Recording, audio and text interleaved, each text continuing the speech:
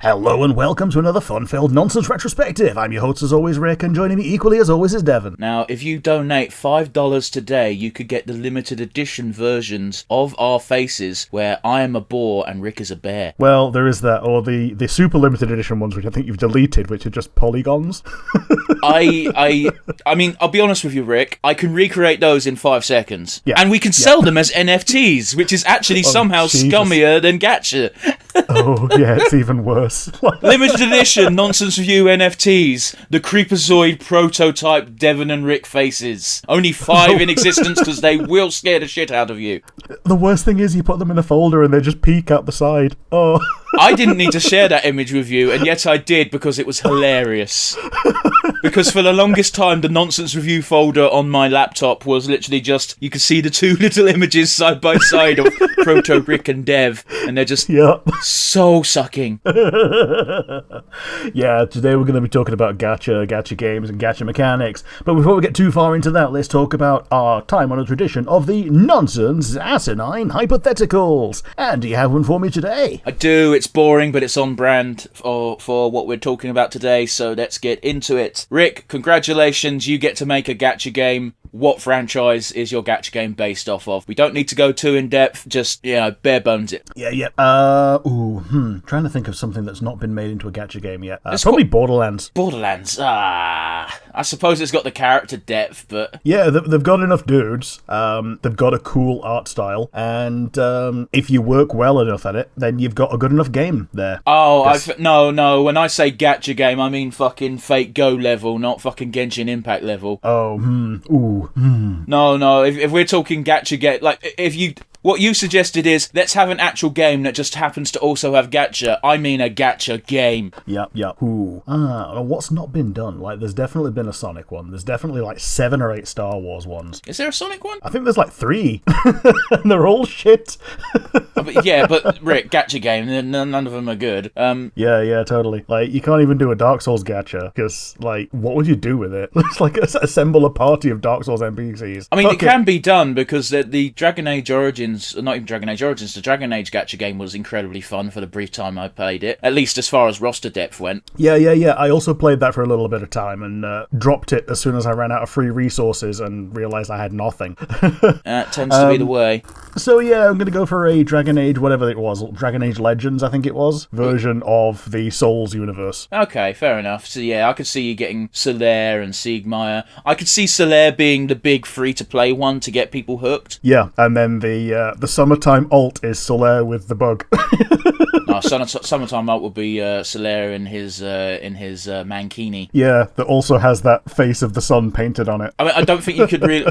you'd have to have a very detailed artist to draw that small, but the key point would be is, despite being in a mankini, he'd still have his helmet on. Yep. And then you'd obviously have the super legendary rares that only can be rolled for once every year, you'd probably take the 4 Knights of Gwyn. Mm-hmm. Shit, even the 4 Boss Souls of Gwyn himself. Yep, the 4 Daughters of Manus. Who have we seen? We've got, I suppose it's Nassandra and the 3 DLC Queens. Yeah, so they all show up as annual villains, and at the end of each year you can roll them and they just get added to the roster. Fire Emblem. But one of them's not a villain, Rick. Oh yeah, she's actually really nice. But yeah, Dark Souls gacha. So my one for you is, setting aside the ethics, which is a bit of a theme for today's retrospective, and ignoring the danger, it's loyal to you, what wild animal would you like to take as a pet? I mean, it's incredibly an easy question, because if we're taking ethics out of the equation and we're taking risk of mauling out of the equation, it's going to be a gorilla. Yeah, fair enough. A western lowland gorilla, because,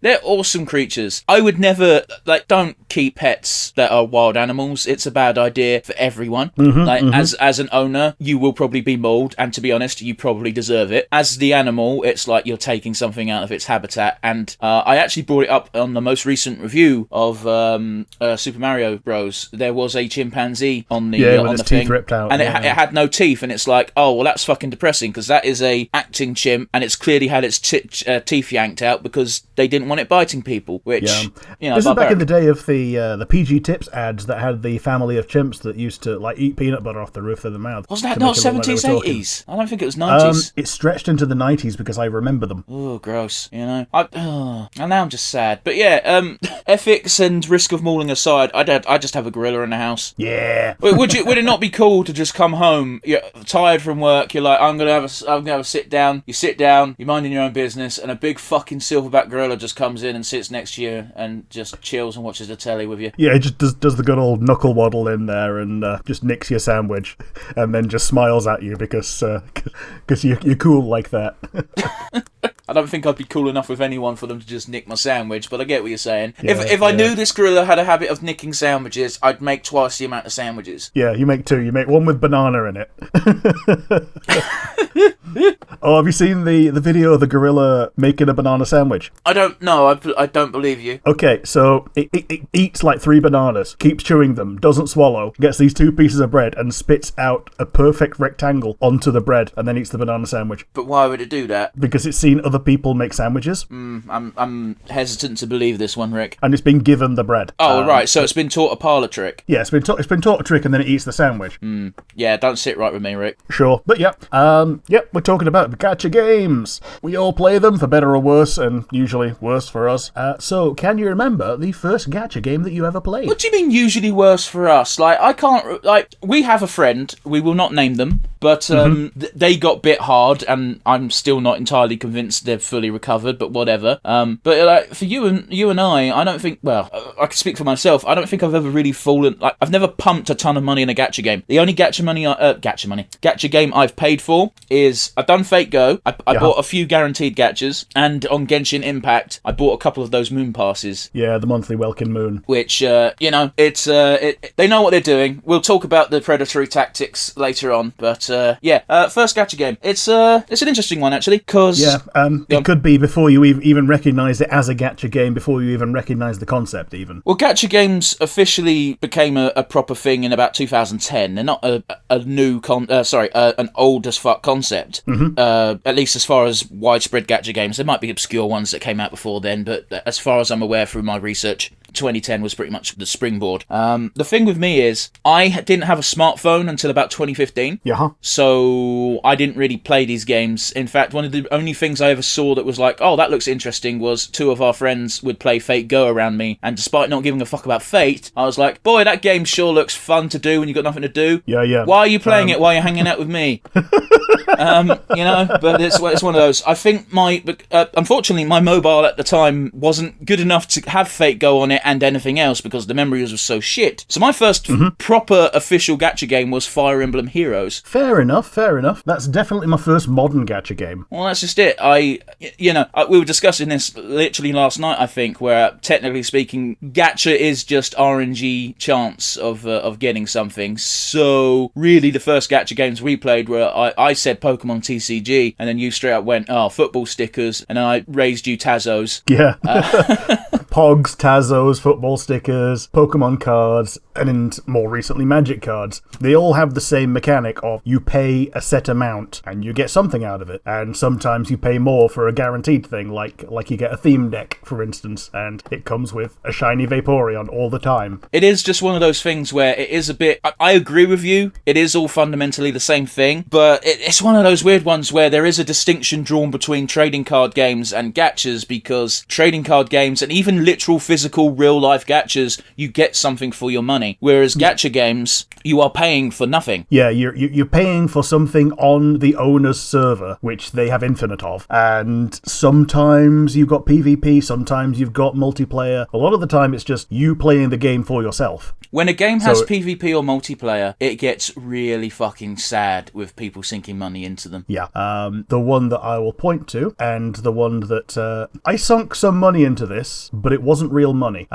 Someone stole some Microsoft points from me. Oh, you've told the story on the podcast a few times, and a few times off the podcast, because it's still mind-blowing to me that you had to fight to get your money back. Yep, yep. I got some Microsoft points stolen off me, and I ended up spending the ones that got refunded on Mass Effect 3 gacha. So, for what it's worth, the reason why I say it blows my mind that you have to fight to get his money back is the points that got stolen got spent on the Ultimate Football Team mechanic of FIFA, a game Rick has never owned or played. Yeah. It then showed up in my most recent played for 11 seconds, just so they could spend all the money in it. So let's talk about it, because fuck it, we've breached it now. EA is by far the worst offender of gacha mechanics in the West. Yes, in the West, definitely. FIFA Ultimate Team, just FIFA Ultimate Team, not FIFA itself as well, earned more money in 2022 than Elden Ring. And those teams that have been made from those gacha pulls will expire with the next FIFA release. Yeah, because then you got to pay us all over again for a chance at getting your players. Yep, and that's why it banned in Belgium. Because it's gambling. Okay, yeah. I want to dwell on EA for a little bit and their surprise mechanic bullshit, but let's talk about it. The fundamental issue we both have with gacha games. Now, Rick, you and I, we both enjoy gacha games. We both are pretty much exclusively free to play. More or less. If anything, we are potentially... I found a new term, by the way, while researching, the term dolphin, which yes. You and I both know what whales are. Whales are the super serious people who drop literally their entire paychecks on the gacha games, and this is who gacha games are aimed at. That's their core audience. That's where they get their money from, is one... Well, it's not one or two. It's like 100, 200 people who spend a lot of money rather than people spending a little money here and there. A dolphin is someone who will see a deal and essentially go, oh, that seems okay. That's a couple of bucks, pay it, and then move on with their lives. It's not a big amount of money, but it's more money than the average player. So the reason why I'm saying it might apply to myself and Rick is very specifically in Genshin Impact, I bought some of those Welkin Moon deals because, yeah, that's a good deal. That gives us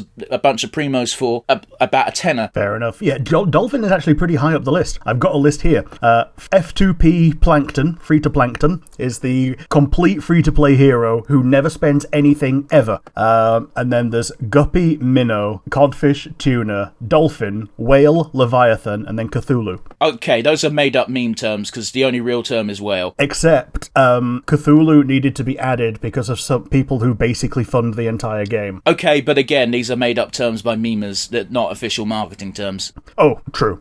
But also, some communities feel the need to divide them up more, so they've kind of settled upon some of these terms. The Leviathan being bigger than a whale is a big deal, because these are like your actual executives who will rather spend a couple of grand on a night sat at home playing a gacha game than going out and being expected to pay for everyone's drinks and spending the same amount. Okay, but that reality exists for so little people. Why would you bother making it its own term?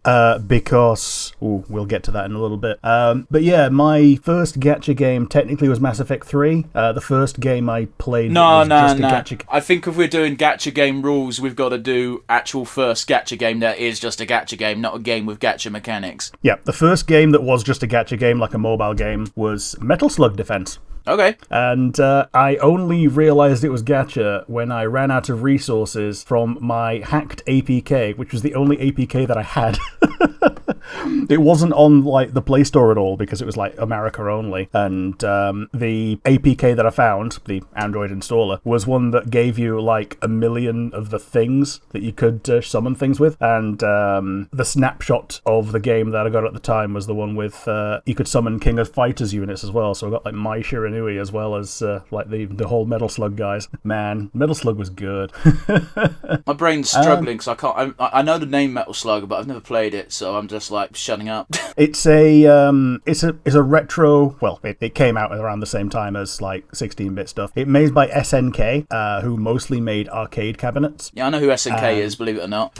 Yep. And their home console of the Neo Geo was pretty much the most powerful 16-bit console there was, but also the most expensive because you've got like arcade cabinet quality games, one of which was Metal Slug, and it's the side-scrolling shooter where pretty much I think it's pretty much one hit you need it and you're dead. Yeah, cool. 16-bit 2D side-scrolling shooter was all I needed for me to know. Okay, yeah, I know what you're talking about. Yeah. It's the one with heavy machine gun and rocket launcher. You got to bear in mind, I'm raised on a generation that was pretty much like the best game in the arcade was the loudest and the flashiest, which means if it wasn't there at all, I don't really know what it is. Yep.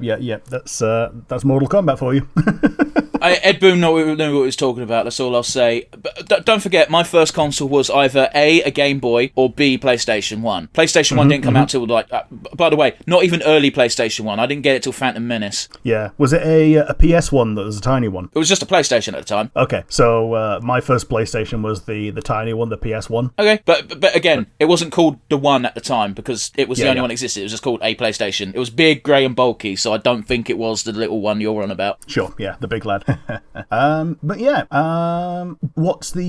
so the first modern gacha game you played was Fire Emblem Heroes. Do you still play it? I mean, it's still on my phone, but I definitely don't play it. Yeah. But I've got a phone that now has so much memory that I don't have to give a fuck about downloading apps. So there's a graveyard of gacha games that I don't play but still exist on my phone. Let's have a quick butchers. We've got Fire Emblem Heroes, we've got Opera Omnia, Final Fantasy, we've got Fate Go, which I've not played in about 2 years. I know when I last played that game in Japan, so that's at least 3 years ago. Man. got Asuka Zero, which was a Sengoku Jidai period set game where everyone's a waifu, because of course they are.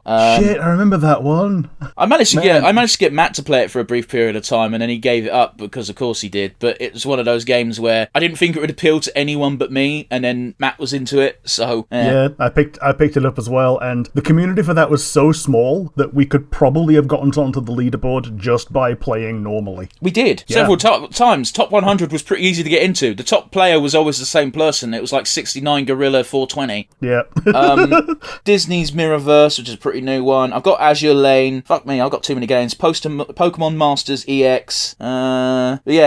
Just a graveyard of gacha games that I started and then went, nah, fuck off. I got Warhammer Tacticus, which was shit. Yep. There's so many goddamn Warhammer games, and like even just on mobile, there's still fucking too many. Yeah, I get you, man. Before going any further, I just want to clarify something because it's been niggling at me. Sure. With your new definition of what a dolphin is, I'm definitely not a dolphin. I spend about maybe a guppy, maybe a minnow, but I've not spent anything in about a year. Like when I was playing Genshin every day, I was like, well, it's worth it to get the Welkin Moon. Yeah, but the low level ones that might get the $5 packs every month, and by every month meaning the months that they play, that is like really low level. Yeah. I think I might scrape Codfish, getting like a $20 bundle now and then. Oof. I mean, that's up to you, man. Then you got our friend who will remain nameless, who every single outfit that came out on Difafu they would buy, and those characters they didn't even like. It was just like, but new thing. Partly because it comes with 10 rolls worth of gems, nearly. Yeah, but there's better bargains to get if you want just gems. Oh yeah, whenever there's a 99p one, that's pretty much the best bang for your buck that you'll ever get on Difafu. 500 gems for like 89p. Yeah, but 500 gems is one roll. Yeah. But when they do that for a week and you can do one a day for a week, then that's a pretty good one. I disagree, but okay. The Kupo cards are similar. You pay like £3, £9 or £14 depending on which size you want, and most people get all of them. I say most people. People that buy them normally buy them all. I think it's the logic of in for a penny. Yeah. And after like a week, you exhaust them and you've got all the gems from them. You can buy another one in case it's not run out yet. Oh. About 3 years ago, I stopped spending money on Fire Emblem Heroes because I looked back on my PayPal and I was like, okay, that's too many numbers. Oh, Rick, I'm sorry. Everybody gets stung eventually, except for whales, because whales have proper mental illnesses. Except people don't see it as mental illness, but it is. It's the same exact hormonal fuck-up that happens when someone gets addicted to gambling. Or addicted to anything, really, but gambling is the best analogy, because it is. Yeah. So, what could you think is your favourite gacha game in terms of its gameplay? Oh fuck, none of them. None of them have compelling gameplay. It's all about getting the fuzzle. The tingle of, oh, I got this thing that you can only get this month. Yay! I mean, yeah. That's the only enjoyment I've ever gotten out of gacha games, and that's a problem. I'd say the thing that kept me in Difafu was the fact that early on we had quite a good bit of fun doing the multiplayer. Okay, Difafu. It's a problem with gacha games in general, but Difafu is the one where I saw it the most clearly because, as you point out, we were there from pretty much, not day one, but we weren't even halfway through chapter 1 by the time we joined on. Yeah, and I got brought to that game through a Twitter ad. And I got brought to it by you because you went, oh yeah, it's a game where all the Final Fantasy characters exist. And I went, Final Fantasy 9? You went, there's Steiner. And I went, good enough. Yeah, and you rushed the game until the part where you could get Steiner, because before you could get people just by rolling them. I think you could get characters by rolling them at that. Oh no, you couldn't, because I had about 7 copies of Steiner's sword, and I was like, when do I get Steiner so I could put his sword on him? Yeah. Oh, but yeah, one of the problems you'll find with gacha games is they will usually start pretty bare bones and simple because of one easy logical reason, and that is they don't know if it's going to be popular enough to warrant investing in. The longer a gacha game goes on, the more complicated and bullshit mechanics get. Now, when I say complicated, I don't necessarily mean they're difficult to understand. It's more that, we'll take Difafu for an example, because it's an easy one to point at. At the beginning, you had 2 weapons for each character. Then they added an EX weapon. Then they added a Shin EX weapon. Then they added a Mega Duper Super weapon. And now they've added another tier of weapons on top of that. And if you don't keep up to date with each tier of weaponry, I'm bullshitting the names because I can't remember them, don't give me shit here, audience. If you don't keep on top of that, your characters then become suboptimal. If they're suboptimal, there's no point in using them. Yep, and the defense is kind of that you can get all the characters for free, but they're not usable. You can use them in the plain regular story, but who gives a fuck about the plain regular story? You don't get shit from that except for enjoying the story. And it's a gacha game story, which means it's very simple. Yeah, it's very, very simple. We're about to enter year 4, and they've gone through 3 worlds so far. The 3rd world is about to, stop mattering, and the 4th world is about to start, so we'll see what happens with that. But yeah, they not only do they add more tiers of things for power creep, they also add more resources. So, okay, there's this new tier of weapon, we can't just use the old tier of upgrade materials, you have to farm new upgrade materials. And the new upgrade materials are found in the highest new difficulty they just added, which in order to do well, you need to have a fully built team from the last tier. Yeah, an amazing team for the last tier, or a pretty good team from the current tier, which, guess what, if you're playing now, you might have someone current, you probably won't unless you're lucky. I never really tried with Difafu to stay meta. There was a certain point where I was just like, I don't care, I just want to play as characters I like. So, for the longest time, my team was Steiner, Aiko, and Cypher. Yeah. And it's just like, oh, this team's terrible. I don't care. Yeah, I can normally keep pace with the tier behind what's current rather easily. I mean, but that's not much of a bar. As an addition to that, when Beatrix dropped, I was like, Beatrix is my favourite character. I love her. She is going to be my main character that I invest in. I know because I keep getting adverts on Reddit that she recently got her new super duper mega fuck off weapon, and I was like, I'm not getting back into Difafu just to build Beatrix back up to current tier because I don't care. I don't play the game. She does have a little story though. I don't care. It's not canon, so who gives a shit? It's canon in that world, but yeah, exactly. In the world I'm not invested in. Oh no! Say it ain't so, Rick. I mean, it's a world where Seymour's still alive and not just his legs.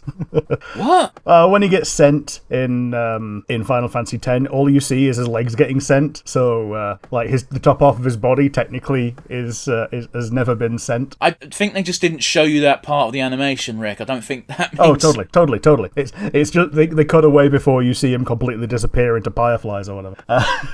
Anyone who thinks that is dumb. I'm just saying. Although we did have the gag of, what if he got some new legs? And what if it was Sid from FF7 who walks around at right angles to himself? I don't get the joke you're trying to make. Did you not remember when you walked around on the overworld as Sid in 7? No, I don't. Okay. He would walk around, his legs would be upwards, and his torso would be, bent completely backwards. Okay. But oh yeah. Okay.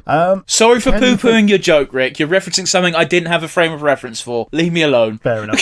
Fair enough. So, can you think of the most egregious addition of gacha to an existing game? Wrestling. Yeah. When 2K took over the wrestling franchise, everyone was kind of hesitant, but also fuck it, they've got a bit of pedigree for sports sims, and a lot of people wanted wrestling to be a sports sim rather than an arcade game.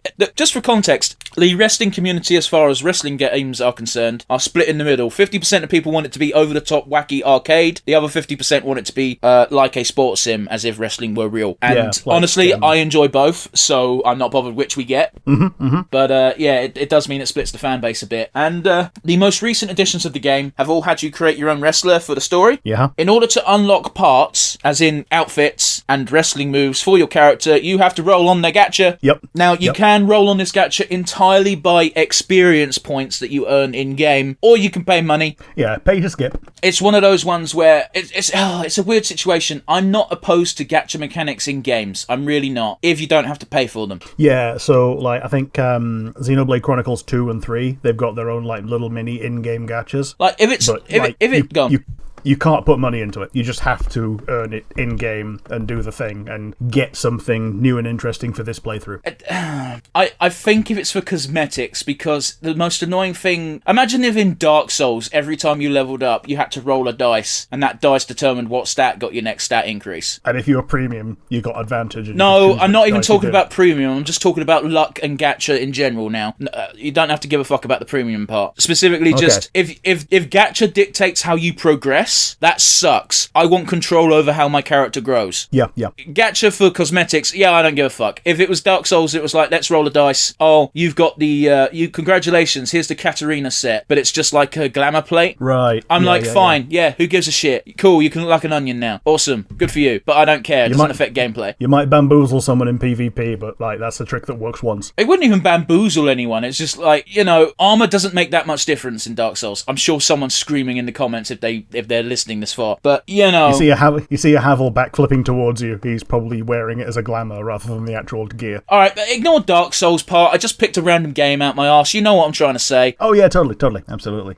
Like even Tower of Fantasy, they've got skins of the player characters, of the NPCs that you can turn into. Isn't that game specifically solely PvE? I believe so. So then it doesn't matter. There might be PvP, and I'm pretty sure there is party content. So yes, it is PvE, but it's party content, and if you bring in the party down, then you're a drag to the rest of your allies. Then don't play co-op if you give a shit. Yeah, but then you skip like a third of the game. Okay, but Rick, we're seeing one of the problems of gacha games when it comes to co-op. Like, if you need a certain character in order to be competitive / help, then guess what? People are going to pump money into that gacha because they need the thing. And even if you don't necessarily, the company will make it seem as if it is for at least a brief period of time, because the fear of missing out is a very real thing, and in gacha games it's a cancer. Yes.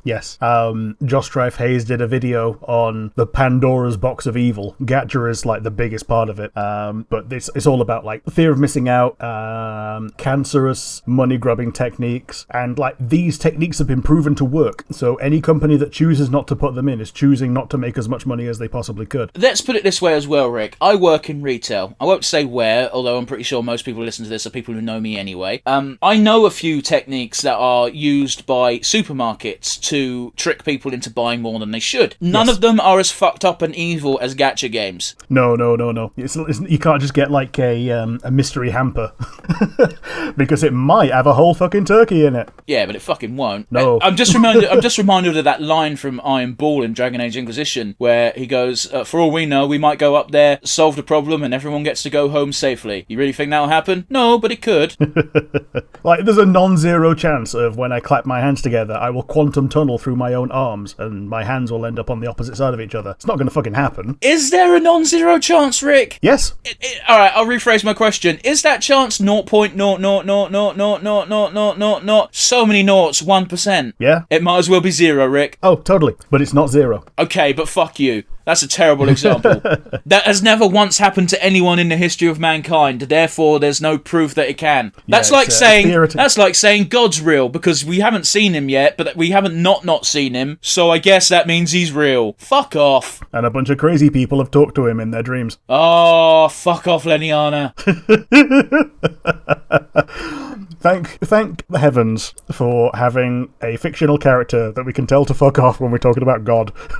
Well, I could talk about the Pope, but one of them just died recently, so that feels like it's in bad taste. Yeah. I don't know if he actually got to use... Well, if they got to use the Pope hammer on him because he wasn't a sitting Pope. I don't think they would have used the Pope hammer on him because, one, he wasn't a sitting Pope. Two, they put his body on display, so it'd be pretty fucking awkward if he woke up from a 3-day long nap. Yeah. Oh, God, but wouldn't it be funny? Yeah. All I'm thinking of now is Humpty Dumpty. You just like bunk him with a Pope hammer and he just cracks. Oh. Now, for those of you wondering, do you want to explain to the audience, in case they don't know, what the Pope hammer is?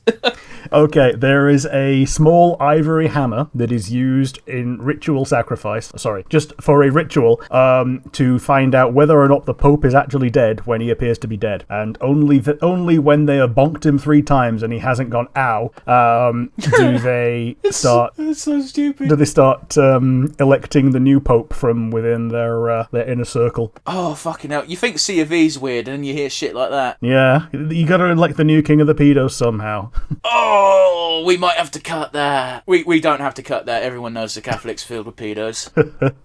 Yep, so the other thing is... Hang on, I don't think you answered the question either. The question that spawned all of that was, what was it? What was the most egregious case of gacha being added to a game, I think you asked? Yeah, the one that it really stuck out for me in was Dragon Ball Xenoverse 2. The gacha was added after the game was released. There's a gacha in that? Yeah, it's not even good. The game was complete. DLC wasn't getting enough money for a 5-year-old game. So when the game was like 4 or 5 years old, they added these battle figures, which is all gacha. Oh, as usual. Okay. Yep, as usual, you can earn and buy these things with points, but, you know, you can also chuck some money into it. Do you know what? Or you can, you can take a third option. You can modify your save file to have enough currency. No, that's stupid. No. Really? Yep. Wow, that's dumb. You're dumb, Koei. And that's something that you can't really do with other gacha games, because normally on a phone-based thing, your save file isn't yours. It's just held on the owner's servers. You log into your account and you get to play your save file, essentially. Yeah.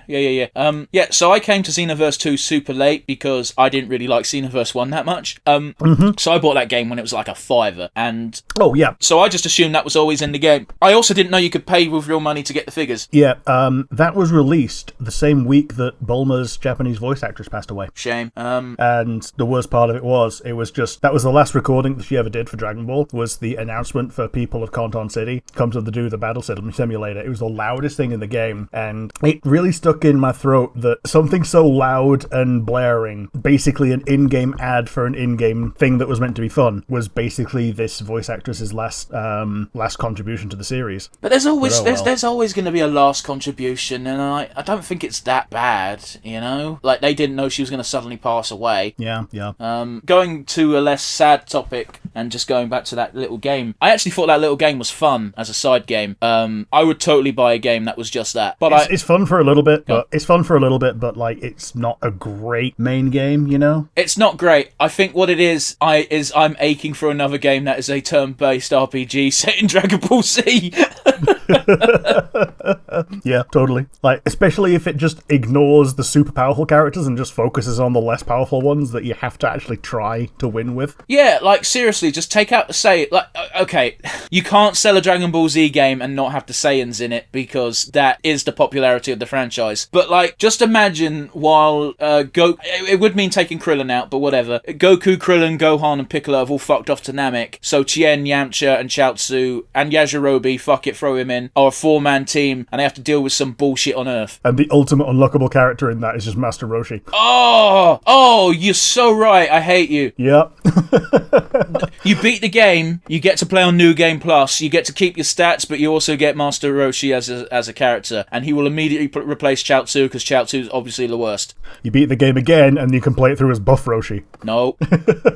Buff Roshi is just his ultimate move. I was going to say, it'll be his limit break. Yep. It'll be like, oh shit, I've got to try. What a pain in the ass. Can you think of any games that you're emphatically not playing and will never play because of how predatory they are? Not off the top of my head, really, because, you know, unless it's a gacha game by EA. Like the Dragon Age one. Yeah, well, the Dragon Age one wasn't even that bad, truth be told, because it was pretty much exclusively PvE. I think they added PvP to it at some point, because the moment you add PvP to a gacha game means you immediately will increase your income if the game is already popular at that point, because people are like, I need the best thing, otherwise what's the point in trying? Yeah. You know, it's one of those where if the franchise the gacha is based off of looks interesting enough or appeals to me enough, I will give it a look, because I'm not going to be contributing money to the game. So it's one of those weird catch-22s where you're not helping them financially, but just by being a number and playing on their server, you are also helping them by going, oh, the game's popular. Invest resources, get more whales. Yeah, I don't know, man. I'm sure if Gearbox... Is it Gearbox, Andy Pritchard? Yep. Yeah, I'm sure if they released a gacha game, I'd be like, I ain't fucking touching that. Yeah, so even though I said Borderlands to begin with, I also don't trust them to make a good one that's, like, good for players. Like, I can see a mobile port of something in the Borderlands universe being propped up by gacha. Maybe, but they don't really need it, because Gearbox is owned by, not 2K, the Fortnite crew now, isn't it? Yeah, Epic Games. Yeah, and that's... If you want to talk about gacha... How have we ignored Fortnite for this fucking long? Alright. Because we ain't played it.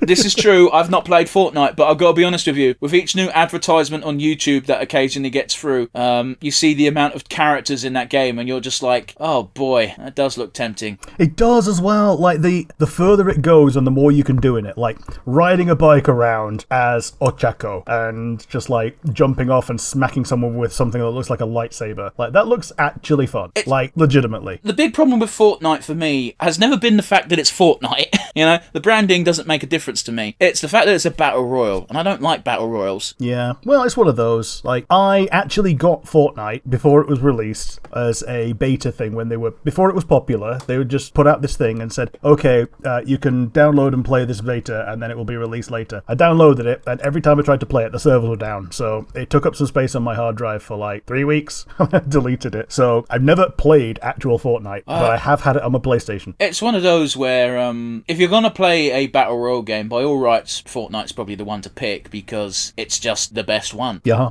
Unless you've set up a map to do it in Minecraft or something. I suppose, because Minecraft is different enough from most battle royals, but you know what I'm saying, right? Because... Oh, totally. I can't remember the game, but there was another battle royal that released that was like, oh, it's going to fucking take down Fortnite. And for a week, it was more popular because it had a map ping. You could ping the map, and Fortnite went, oh, the audience wants to be able to ping on the map. Cool. So they added it a week later, and then, oh, surprise, surprise, that game went and died. Yeah. Here's the one unique thing our game's got. You can ping the map. Yup. Alright, and Fortnite just went, change a bit of code, add the thing, boom. You want to play as Deadpool and kill Darth Vader? Here you go. Do you want to play as Naruto? Gone. You want to be Thanos, but only for 2 weeks, and then he's gone from the game? Yeah, there you go. Is that a thing? I thought Thanos was like a fucking random encounter on a map. I didn't think he was a player character. Oh, he might have been a random encounter, but yeah, the idea was he was there for like a couple of weeks, and then he went away. They also did some... the first trailer for one of the Star Wars movies was like shown in Fortnite. I did hear about that, and that was weird to me. Yep. They also had a end of legacy moment. You know, like the they switched maps. Yeah, the moonfall from frickin' FF14 in Fortnite, where the world gets destroyed by a comet, and then you get a new map instead. Yeah, I actually remember that because there was a lot of hubbub on the more teenage side of the internet, pretty much saying how, oh shit, Fortnite's going away forever, guys. And then you got people who are like 30 plus, like me and you, just going, it makes too much money, it's not going away. What the fuck you on about? I don't play the fucking thing, and I can tell it's not going away. Yeah, all it's going to do is start season 2. Do you remember that time when PewDiePie, of all people, said, when I reach 1 million subscribers or 2 million subscribers, whatever stupid number it was, I'm going to delete my YouTube? And it was just like, he's not going to delete his YouTube, it's his main source of income. I don't think he did, but on the day that he crossed over that limit, he did announce his website where he hosted his own content, and it was like, oh, okay, so if this takes off and you make your own thing, then I can see you deleting your shit. What he actually deleted was Jacksepticeye 2. Oh. Which was a YouTube channel that he owned as a gag. Oh. Because he's also friends with Jacksepticeye, so they were in on the gag. But yeah, there's a Jacksepticeye 2 channel, or there was, that was owned by PewDiePie. So he fulfilled his contract, his verbal contract, by deleting that channel. Did he actually upload any content on it for lols, or was it literally just the channel for the sake of the channel? I think he did, but like there wasn't very much of it, so when it was gone, it was gone. Yeah, fair enough. But yeah, the predatory one that I would never play, Diablo Immortal. Oh, fuck. Yeah, you're so right. You are so right. Yeah. And Raid Shadow Legends, which has clan PvP and clan PvE. If someone in the clan isn't pulling their weight, they get kicked. Then they're bringing down the whole clan. If they're not throwing like enough month's salary per year into the void, they're bringing down the clan. And like we said, with the executives who chuck thousands in on the reg, they're the ones that are at the top of the clans. But they kind of got a internal self-regulation thing going on where clans have whales, and if it's just whales versus whales, then the ones that spend the most just win. But all of them have the opportunity to spend just infinitely, so they just have like a gentleman's agreement not to spend that much. But then again, this is a company that spends millions per day on advertising. Oh, I'm fucking aware. One of the big things that kicked my arse in gear to actually turn adblock onto YouTube as well as everything else is I got really sick and tired of those fucking adverts. Yeah, and are you aware that you can currently get Ronda Rousey in Raid Shadow Legends? Oh, cool, this person who can't fucking act. Now, I'm not saying that to be mean. I played Mortal Kombat 11 where she is Sonya Blade and she can't fucking act. Yeah. Fucking excellent at doing the martial arts capture. No fucking issues there. But yeah, the game is like literally designed to hunt whales. Like, I'm pretty sure you've heard of the 80-20 rule, where 80% of your revenue comes from 20% of your customers. Okay, I didn't know it was called that. But they've I got was aware of the statistics. Sorry, go on. They've got a second layer of that, where within that top 20%, there's another 80-20, and those are the whales that they are hunting. Ugh. Well, I can't remember the game specifically, Rick, but I remember there was a little indie gacha game. I believe it was China. It might not have been. It might have been Japan. It's one of those where I can't even remember the name of the game or the franchise or anything, so I definitely can't remember the country of origin. Where they had a party and a celebration for getting their first user to spend $1 million. Ooh! Yeah, that's a big oof, man. I wish I could bring up the name of the game because I would love to name and shame, but this was a few years ago as well. It wasn't a recent thing. Yeah. Like, it was so long ago that it's now an old episode of South Park where the Canadians are making the game of how to fleece people. Hey, goddammit, Canadian devil, you're so lazy. Yeah. The Terrence and Phillip Gacha game. Oh, man. The amount of time... I mean, okay, I will give South Park a lot of fucking shit because they demonised that shit in that episode. And rightly so, it should be demonised. But at the same time, they've still got their gacha game up and running. Yeah. And hey, Gacha Games even kickstarted Season 3 of Agretsuko. Boo. Like, she gets stuck in this VR gacha game where she buys costumes for husbandos and falls into so much debt that she has to get a second job, pretty much. So, did you just mean as a plot device? You didn't mean literally it got funded by Gacha Games? Oh, yeah, it's just a plot device. Okay. It's not funded by Gacha. You needed to be more specific, because I could entirely believe that a ton of shit could be funded by Gacha Game income. Oh, yeah, totally. Because this is the Hello Kitty company. Yes. Like, they're all about the cute mascots that you pay through the nose for. But no, it was a plot device showing how predatory Gacha is. But here's the thing, Rick. I don't have an issue with real-life Gacha. I went to Japan. One of the things I wanted to do when I went to Japan was, and yes, I know I bring it up all the time, it's one of the highlights of my life. Fuck off. Was that too defensive? Yeah, just go to a gacha wall and get a thing. All I wanted was to go to grab a bunch of gacha shit. I have a lot of nieces and nephews, Rick. Yeah. Mentally, I was like, I'm gonna buy at least like 20 odd gacha rolls and just bring the little gacha pons home and give them to the nieces and nephews. I don't know how many of them actually got given out because I gave them to my dad and said, give these to the grandkids when they turn up. Yeah. So it's like getting a Kinder Egg toy at that point, except without the chocolate. Pretty much, yeah. Like, the amount of gacha they had was cool. First of all, we spent a ton of time in the arcades, and the arcades had the best gachas because it was all anime and video game related. Yeah. So I got a keyring of Yo Asakura and Amidomaru, which are the two main... we did it for the channel. The two main characters from Shaman King. And this was before Shaman King even got a reboot, so I was fucking hype because there was no Shaman King merch in the UK, full stop. Yeah, because it's been like, 15, 20 years since it was last popular? Oh, God, a long time. But then, because we were in Akihabara, there was not one, but two shops that were just open spaces with walls of gachas. And yeah. And you'd go up to the counter, and the person behind the counter's job was literally just to give you coins for your yen notes, because they're like, buy all the gachas. And some of these gachas were weird. Like, one of them was, it had bread, but not bread you eat, a little bit of plastic bread on a keyring, and the gacha set was just a bunch of different bakery goods. That's actually kind of cute, though. But that's the most out there one I can think of off the top of my head. There was loads of weird ones as well. There's the infamous story of I wanted a porn thing from one of these adult gachas. It was a little tiny figure that was naked. It's not really that big of a perverted ordeal or anything, but it was the one right at the bottom of the floor on the floor, and I went to my buddy Joe and I went, Joe, I swear to God, I'm not getting you to do this because I'm embarrassed, but if I get on my knees, I don't think I'll be able to get back up without shitting myself, so can you please can you please go do the gacha for me? And to his credit, he did, and then we left the place and I had to go into a pachinko parlor to take shit. Which, by the way, those places are loud as fuck. Yep. It's it's Mortal Kombat all over again. Yeah, but it's not sound effect noises, it's a load of metal clanging. Yes. Oh god, it's worse than any casino I've been into, of which I've been into none. But you know, the corner of the arcade that is reserved for slot machines, it was louder than that. Yeah, like I've been into like 5 casinos, all in Vegas. Not lost a lot of money. I learned very quickly that trying to do my usual trick for roulette doesn't work when the minimum bet per spot is like $10. So yeah, that didn't go well.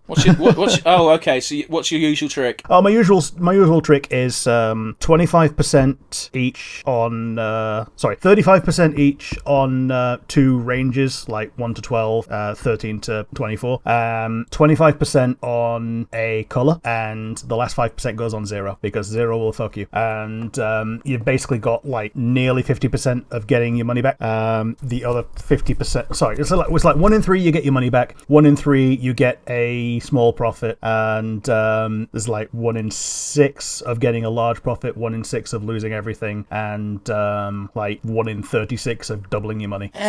You know, if I was on a roulette table, I'd probably just do the 1 in 3 option every time, and I'd not bother fucking around. I mean, yeah, you can do. Yeah, 1 in 3, you basically triple your money. That is on a fair table. If the table is fair and it's paying out the exact numbers, cool. Oh, that table's never going to be fair. The house always wins. Oh yeah, the house always wins. But what I'm saying is, if the table is unfair and gives you less than what the odds are, then this makes you lose.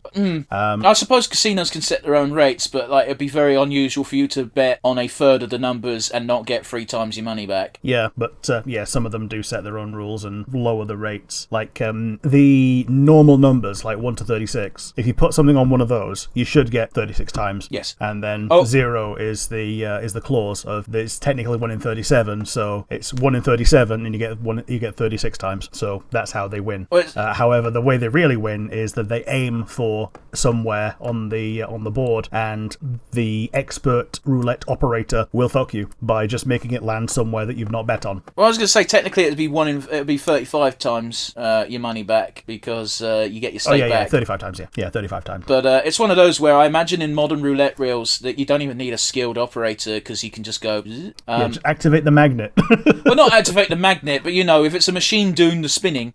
Yeah. Anyway, I mean, yeah, a skilled operator can do trick shots. Machines are not as good at doing trick shots. But isn't it funny how quickly we divulge into talking about just plain straight gambling? Yeah, exactly. Like, it's not even that far of a jump from playing funny little gacha game with waifu and you just maybe chuck in a quid to get another roll, to literally being in pachinko parlors and casinos, like up to your eyeballs in cigarette smoke and losing your life savings.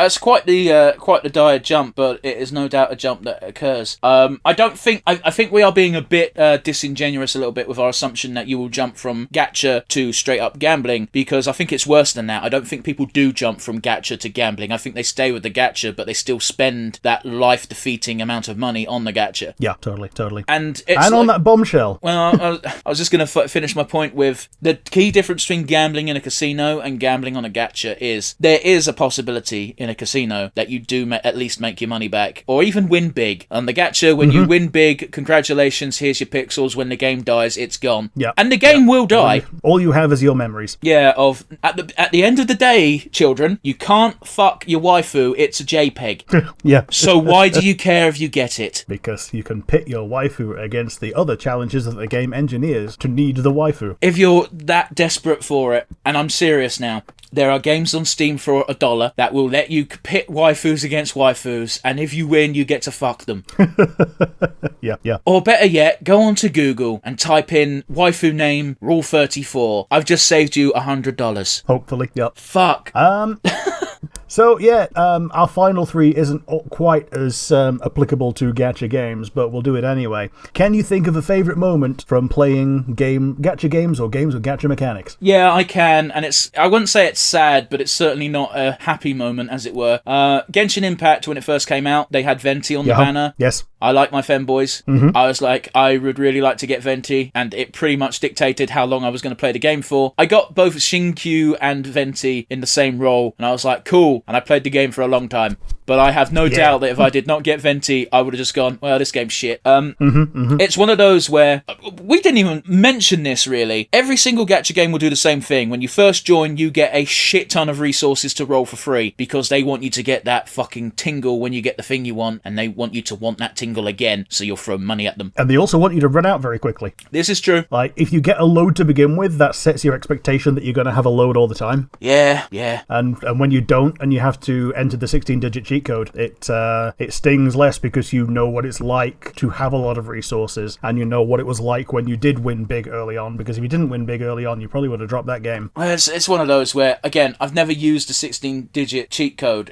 I don't really count the Welkin Moon Pass, because it's really not a cheat code. You got to play every day. But that's another thing that they want you to do, is even if you're not spending money, they want you to play every day. They want you as a number and a statistic. So habit formation, yeah. Even if you're paying a minimal amount to get a shit ton of resources in return, if to get those resources you have to play every day, you're still being manipulated into doing something. Yeah, even like Farmville, you got cooldown skips. Fucking Farmville, Jesus. What is it, 2003? Yeah, something like that.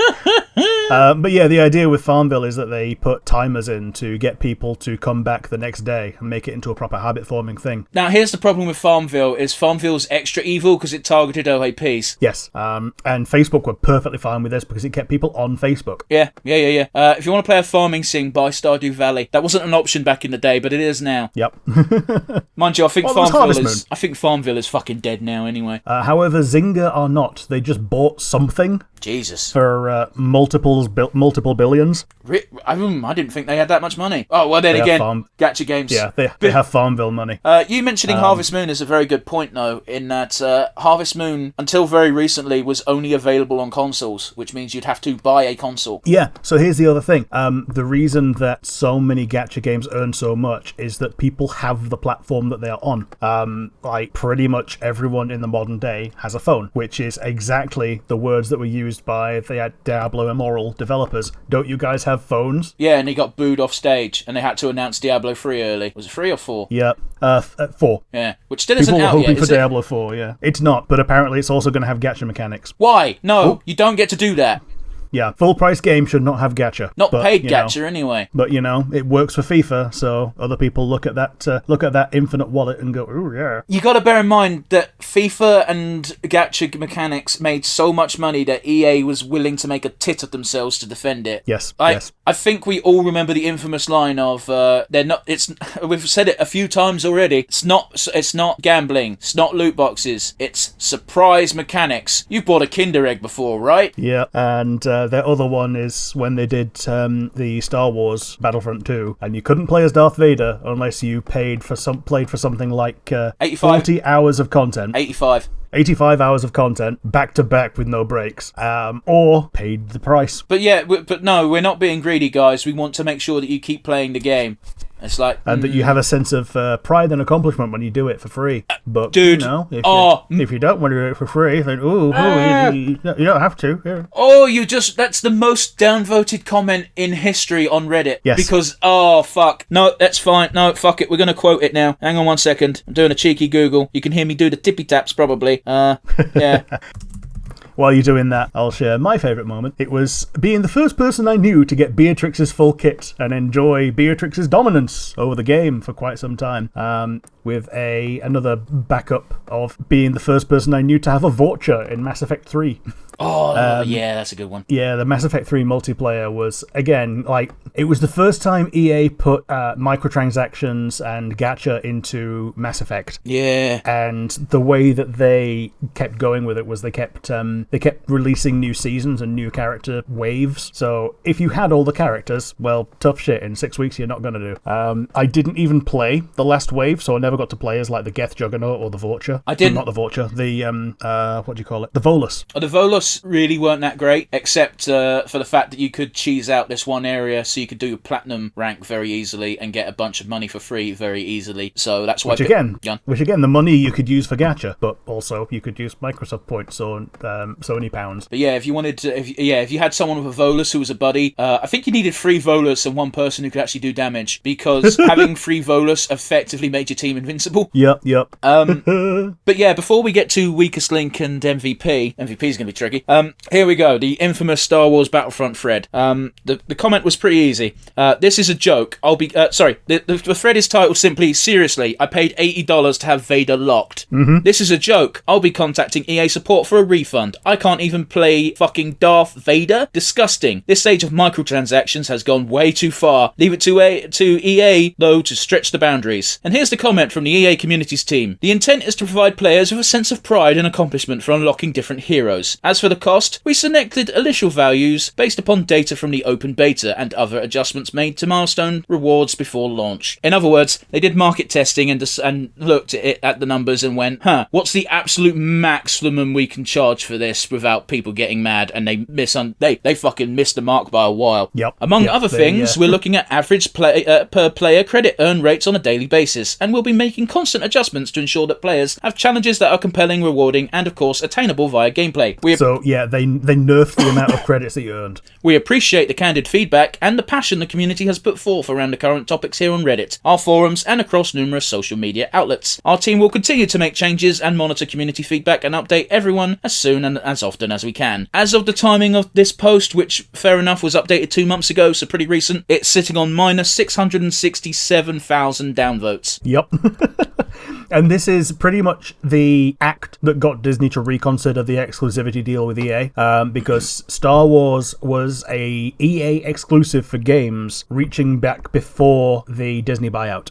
The actual tripping point was there was a front page news article in the States, pretty much everywhere, saying Disney and Star Wars are making kids gamble, and Disney saw that headline and went, what the fuck? Because they pretty much don't give a fuck about video games. Yep.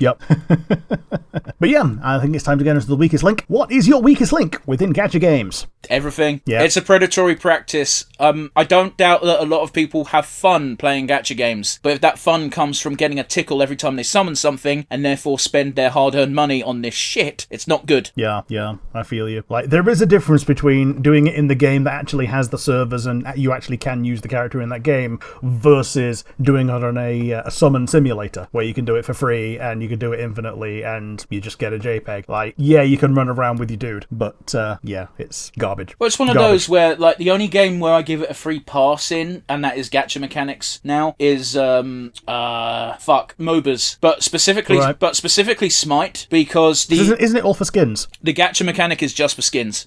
Yep. If you want characters, you have to pay for them, but the game's free to play, so who gives a fuck? But if you pay for the character, and by the way, you can pay for the character with in-game currency, which is mind-blowing. If you buy a character, you just buy that character. You can use that character forever, no strings attached. Yeah. I remember in League of Legends, it was similar. You could buy a character with in-game currency or money. You could buy skins, and there was no gacha on skins. You just bought the skins, and they were relatively expensive, but that's how they supported the game. And eventually, characters would have an in-game currency cost reduction, so they weren't just the maximum price forever. Yeah, that's a cool way of doing it. Just so people got could fill out a roster of like cheap, easy to get dudes that were generally all right. And then they had a weekly rota of the 7 that were available to everyone. Yeah, on Smite they do it in a pretty interesting way. They've got 5 characters that are free forever. Everybody has them, and then they've got another 5 characters that rotate, so everyone can play as it's basically a way of trialing a character. It's just wait for them to come on the free thing, play them. Oh, you like them? Cool. Pay your gems or pay your money and just have it unlocked forever. Or you can wait until you can do what I do and wait until the Smite fucking character pack is on sale and just pay 20 quid to have every character unlocked, including future releases. Nice.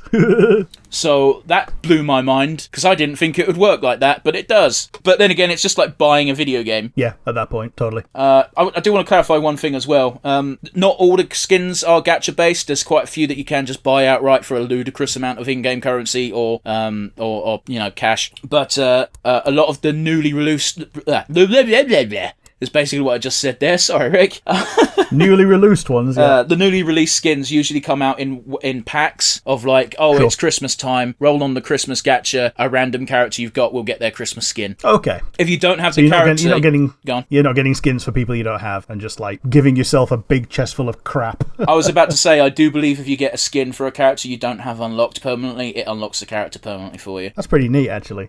It'd be pretty shitty to not do that. But anyway, sorry. Speaking of pretty shitty, who's your weakest link, Rick? My weakest link is that every game that has these mechanics is basically automatically worse because of it. Every second a developer spends into developing these things and extracting as much post-sale money from the customer is a second that could have been spent making the game better. And it's often done by withholding things from the regular game that could have just been part of the universe just to feed it to the gamblers. Like, imagine if you couldn't get Solaire's Summon Sign unless you'd unlocked it, for instance, or you couldn't get the Katarina set at all, and it was just something that Siegmeyer and Sigward had. Man, like that's the darkest timeline. Yeah, we're not on the worst timeline yet. Although, being a capitalistic society, we're on our way. Oh yeah. And now it's time for the good old finale of the MVP. Do you even have one? My MVP award goes to God of War and Elden Ring. Yeah. The two best games of the year with not a single gacha mechanic in sight. Yeah, absolutely. My award goes to every single game company that, okay, admittedly, those are big name games for big name studios, but fuck it. The allure for most people to see, sorry, I'm stumbling over my words. The allure for a lot of developers and a lot of companies would be, yeah, but if we added this, we could get a lot more money. But it's like, we don't need it to tell our story or to make our game, so we're not going to include it. So anyone who says fuck you to gacha is A-okay in my book, although they probably still do crunch, but that's a debate for another podcast. What about you, Rick? Who's your MVP? It's almost the same. Anyone who refuses to open the Pandora's box of evil. The two that I picked out were, I believe, CD Projekt Red also doesn't do gacha, and FromSoft. They're the biggest ones that I could think of that don't do it. But it goes all the way down to the little guy. Ponkel, who made Vampire Survivors, were courting a lot of mobile publishers. All of them wanted to add microtransactions, so they noped out and self-published in full to give you an actual game without any predation, sorry. Do you know what? I'll give credit where credit's due on that one, because I've played Vampire Survivors now. It's fun. Yeah. It's the exact same game I played with the HoloLive skin, but without the HoloLive skin. It's fun, it's great, it's really addicting. It is. It's very easy to see how they would make that into a gacha game just by looking at the way the game plays. Yeah, you instead of unlocking things through games, you just roll on the character banner and you get the character, and then roll on the weapon banner, and that's now added to your list. Which would actually make that game unplayable. I mean, you could do certain things. No, but to me, as a player, I would be unable to play that game. Yeah, you'd be stuck with Whip Guy and maybe the other Bella Paisley siblings. Look, I'll be honest with you, I like Whip Guy. Whip Guy's neat. Have you got the Whip Werewolf? I haven't unlocked any characters yet. Okay, there's a Whip Werewolf and there's a Whip Auntie. Okay. Yeah, they're all good. But yeah, I think that's pretty much about it for today. If you liked the video, you've got the comment section down below on YouTube, and if you're not listening via the YouTube, you have the email if you're listening via one of our many audio platforms. And where would you send such an email to? nonsensereviewuk@gmail.com. Once again, that is nonsensereviewuk@gmail.com. We hope not to get any hate mail from any of these developers. Oh, fucking bring it! It'll be funny. It'll be funny. Oh yeah, no, bring it. Send us hate mail. We'll include it in the next video. Yeah. These are all the companies that have such fragile egos that two British blokes from Britain, funny that, were able to get under their skin enough to warrant an angry email. Yes, that big company. Man, I can just imagine Elon Musk being so petty that he does exactly that. If he had his own NFT gacha game. Elon Musk is an incredibly petty individual, and I don't... As much of a rant I want to go on right now, because you've suddenly brought him up for no reason, we really need to wrap things up. So don't forget, send us $5 if you want to see the prototype of our faces. Bye!